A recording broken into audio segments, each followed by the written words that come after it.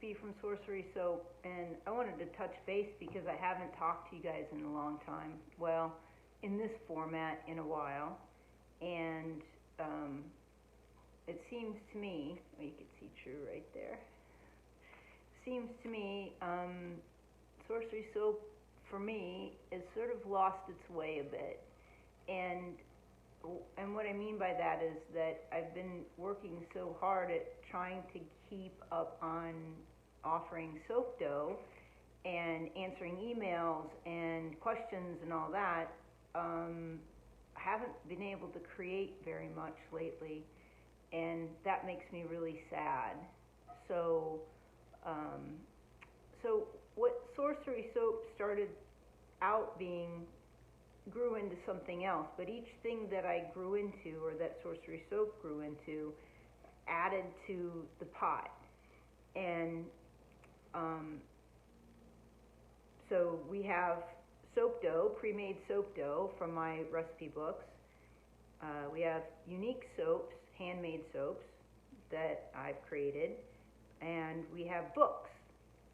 But all that, the reason I offer all that is so that I have a vehicle to offer inspiration, because to me that's the thing that is most lacking in all creative endeavors, is that where do you get inspired, and how do you stay inspired, and how do you keep moving on, you know, when things seem bleak and or they just seem flat.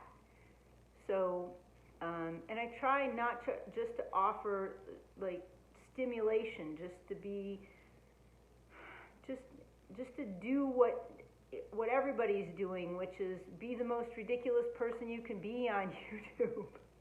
Well, maybe that's where I lost my way. I started watching all these YouTube videos and trying to emulate what they're doing, which is, you know, they have this formula, and I don't want to do that formula, and that's what's been my sort of my creative, I don't know, that's been my goal essentially, is that I didn't follow what everybody else was doing, and when they were, you know, making their soaps the way they wanted to make them, and I did what I wanted to do, and then you guys thought it was cool, and so that's how it all became what it is.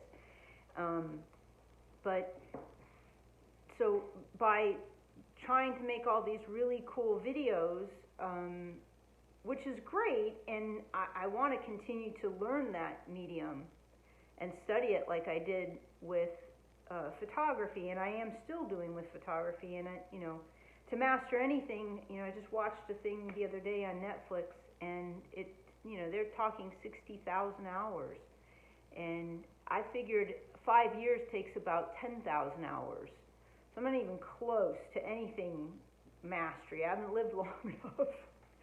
So, but anyway, so, you know, I'm studying, but, you know, when I first started writing and I first started photography years and years ago, one of the things I realized after reading, you know, lots of great writers' work on writing, which was that you have to find your own voice. You can't mimic someone else. You can do it for a short amount of time for practice, but you can't necessarily do it for your own expression, because it's false. So I haven't really found my own expression in making videos yet. This seems to be it, where I can, you know, connect with you for a little bit, because you do make comments, and then that makes me happy, and I can respond and answer your questions, and we can interact a bit. And so the way I was doing it before had so much less interaction, and you know, I go back and forth between, like, do you want to hear me talk or do you not want to hear me talk? And so I'm just going to do what feels like the next right thing to do, and continue to show you how to make cool things in soap. And so I just made, which I think is pretty cool, I just made this little gnome in soap. And let's see, I have it over there. I have to get up and go get it. So I'll just like put a little picture in right here. And that was really fun. I just took a moment yesterday because there's so many things are going on, and I needed that like hyper focus quiet time, and I got it. And then this little guy showed up, which is pretty cool. So that's one thing that I want to update you on if you're following, and we just, we're creeping up on 40,000 followers on Instagram, which is blowing my mind a bit, and we just hit 10,000 here on YouTube. So as much as I think, oh, this is just, nobody's really paying attention, I know you guys are paying attention, and you leave lots of cool comments and like thoughtful questions, and that makes me happy because of the creative part of it, whatever all this turns into be. But I see so many people coming up with really creative ideas in soap, and having an outlet and talking about how it's a relief to them, or if it's it brings them joy and it brings them pleasure, and it's not just about the pleasure stimulation of this hologram we live in, but about sharing that energy, because good things happen when people are in good places, and I'm not saying ignore all the other stuff, but just, it's so much better to have that really nice, good feeling, or at least be at peace, than it is to cause harm or cause bad feelings. And I think I don't subscribe to the idea that everybody has to have bad lessons in their life in order to learn. I think you can learn in sort of neutrality and peace. That's how I see it. That's how I like to learn. And even if I'm wrong, what's going to happen? Like, what's going to happen if all I want to do is live and learn in neutrality and peace and be peaceful in my mind?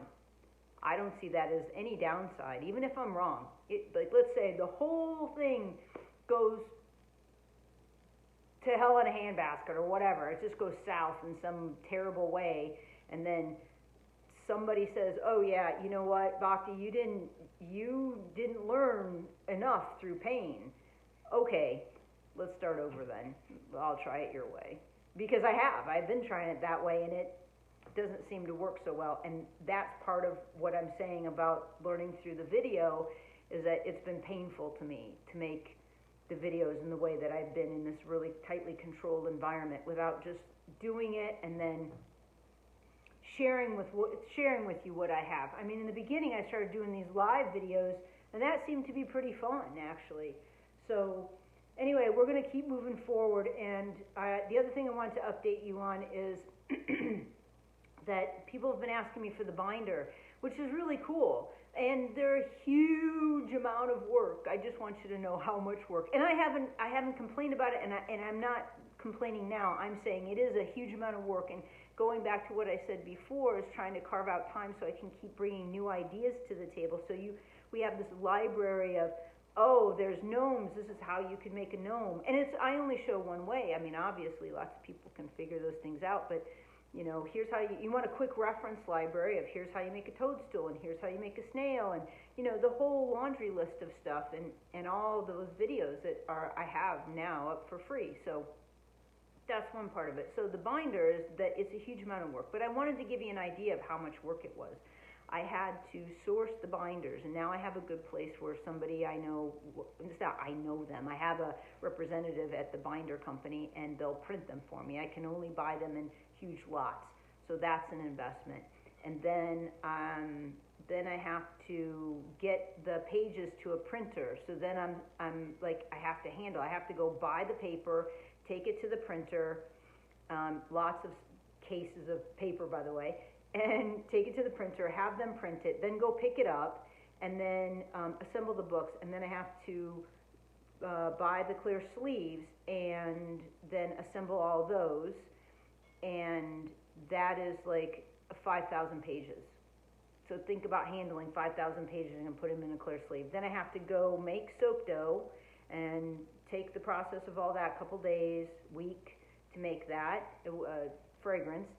And then I have to make them into soap cookies, and then I have to package all those, and then I have to do the same thing with soap samples, and then I have to assemble all the binders with the clips and the sticky notes and the Post-its and the whole thing, because it's really a big deal. I mean, there's like so many avenues to the whole thing, so many pieces to it.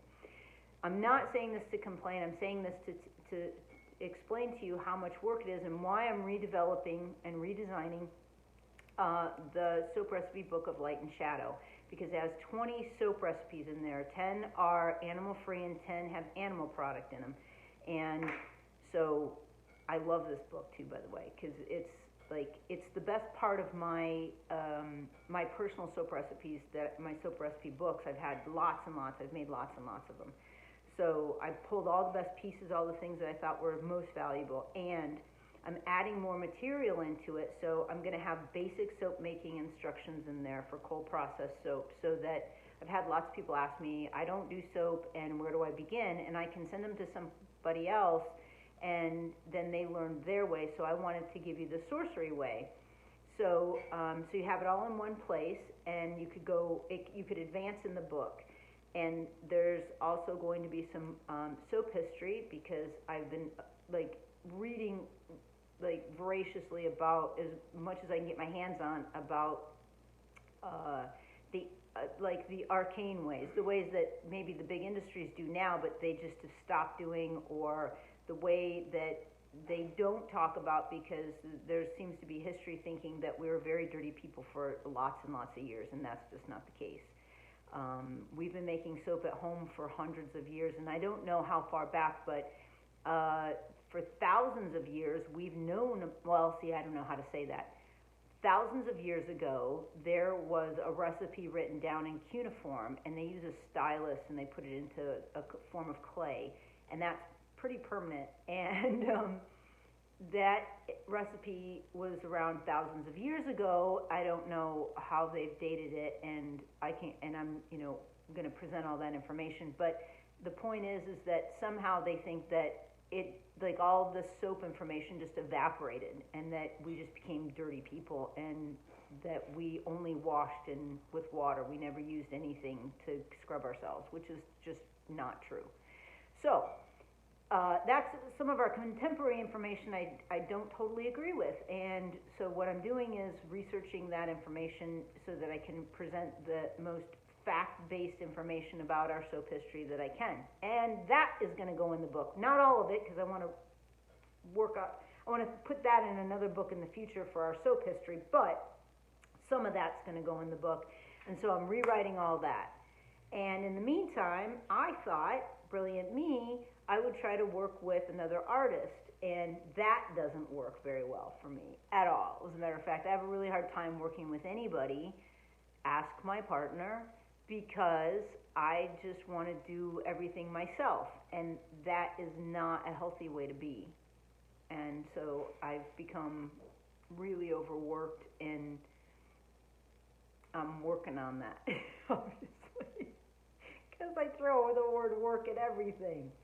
Anyway, so if you've been following up until this point, and you've been listening to my actual words, then you might be interested to see the rest of this video, because I'm going to show you how I made this little gnome. And I made it very specifically for Carrie from Nurture Soap. She's been so amazing on many levels, and you know how it's hard to categorize people. We're friends, we're business people, we're like everything, and she's just been really supportive and amazing, and holding the door open for me to be supportive and amazing back to her. And it feels like a really mutually, like, a nice, healthy exchange where we support each other in a beneficial way to each other. And to me, that's what it's about. That's what not just the soap community is about, but that's the way to live your life, is support each other, where you both walk away from the situation feeling not taken advantage of in any way. Not that you gave too much or took too much, but just that it's an even exchange of energy. And so there you go. So I do everything I can to support Carrie, because I just think she's an amazing business person, and she offers something to the soap community that I just can't get anywhere else, which is like her colorants and her micas and a solid and grounded business, but also she stands behind it. So, and she's not so removed that you can't talk to her. I mean, you could just email her, or connect with her, and it's not just because I'm Sorcery Soap, but anybody can write to her. So, and she's reasonable and level-headed, and that is enough fangirling over Carrie.